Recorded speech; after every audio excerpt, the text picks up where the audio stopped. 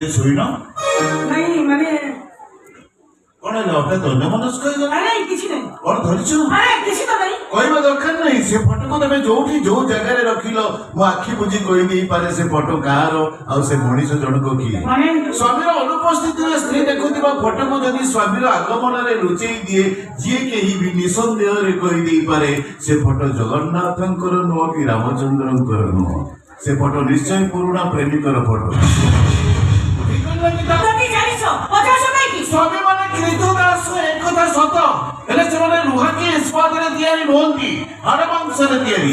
ଯୋଉ ହାଡ଼ ଭିତରେ ବି ଜୀବନ ଥାଏ, ଯୋଉ ମାଂସ ଭିତରେ ଶିରା ପ୍ରଶିରା ଥାଏ, ଆଉ ତା ଭିତରେ ରକ୍ତ ଗୁଡାକ ଧାଁ ଦୌଡ଼ କରୁଥାନ୍ତି। ତମେ ତ ଆଗରୁ ମତେ ବୁଝୁନ, ଏମିତି କଥା ତ କେବେ ବି କହନି।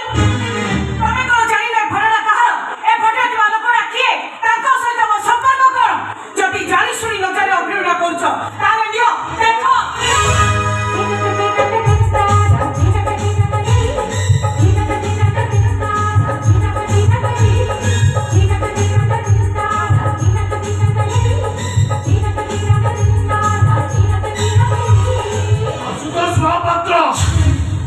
শিল্পপতি দেবীদোষ মিশ্র আজ অটো ড্রাইভার কোটিপতি রোডপতি বেইমান স্বার্থপর নৃশংস সুন্দর চেহারা ভিতরে গোটা কদাকার চেহারা।